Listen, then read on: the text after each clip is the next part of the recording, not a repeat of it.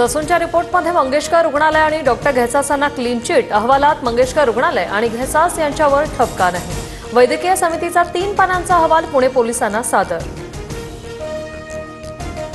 बापावरून शिंदे आणि ठाकरेंमध्ये पेटलं, जे बापाचे झाले नाही ते जनतेचे काय होणार। आम्ही तुमचा बाप चोरला नाही तर हृदयात ठेवला।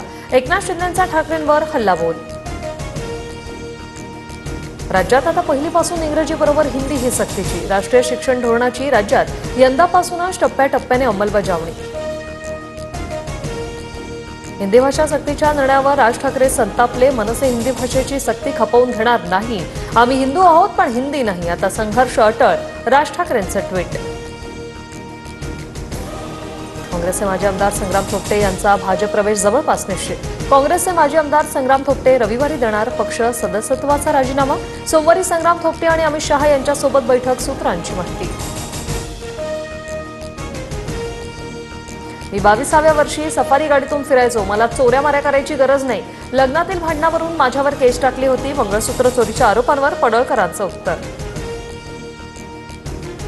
एमपीएससीने राज्यसेवा मुख्य परीक्षा पुढे ढकलली। 26 आणि 27 एप्रिलला होणारी परीक्षा 27, 28, 29 मे रोजी होणार, आयोगाची माहिती। महेश मांजरेकर यांना व्ही शांताराम जीवन गौरव पुरस्कार, तर मुक्ता बर्वे यांना व्ही शांताराम विशेष योगदान पुरस्कार जाहीर।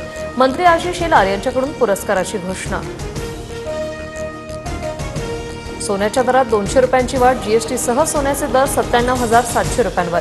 वाढत्या दरांमुळे सोनं खरेदी सर्वसामान्यांच्या आवाक्याबाहेर। पुढील 24 तासात विदर्भात अवकाळी पावसाची शक्यता, वादळी वाऱ्यासह हलक्या स्वरूपाचा हवामान खात्याचा अंदाज। ताशी 30 ते 40 किलोमीटर वेगाने वारे वाहण्याची शक्यता।